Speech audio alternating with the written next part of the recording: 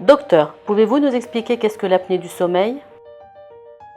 C'est un trouble qui se caractérise par une perturbation de la respiration qui interrompt le sommeil. C'est l'un des plus fréquents troubles médicaux chez les adultes, car elle touche jusqu'à 5% des femmes et 15% des hommes dont l'âge est compris entre 30 ans et 60 ans, et bien plus au-delà. La plupart de ces personnes ronflent aussi pendant leur sommeil, mais ces deux troubles sont très différents.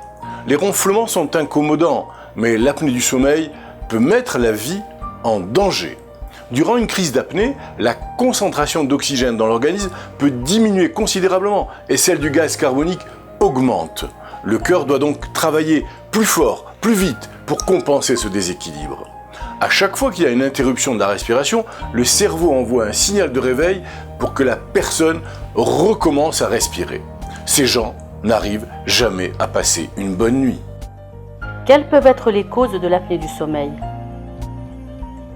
L'apnée du sommeil se manifeste sous trois formes. L'apnée obstructive du sommeil, ou AOS, est la première forme. C'est la forme la plus fréquente. Elle survient lorsque l'air ne peut pas atteindre les poumons parce que les voies aériennes se sont affaissées.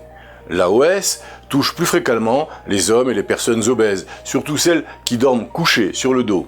Les personnes de poids normal qui souffrent d'apnée observent souvent une anomalie de la partie inférieure du visage, notamment un petit menton, une surocclusion dentaire, un chevauchement ou une langue trop grosse. L'AOS se produit généralement en trois phases. Dans un premier temps, les voies aériennes sont partiellement bloquées parce que le tissu mou au fond du pharynx se relâche puis se resserre graduellement sur lui-même, ce qui produit un ronflement très sonore. Ensuite, les voies aériennes s'affaissent et la circulation de l'air cesse totalement ou diminue considérablement durant au moins 10 secondes et parfois même pendant 2 minutes.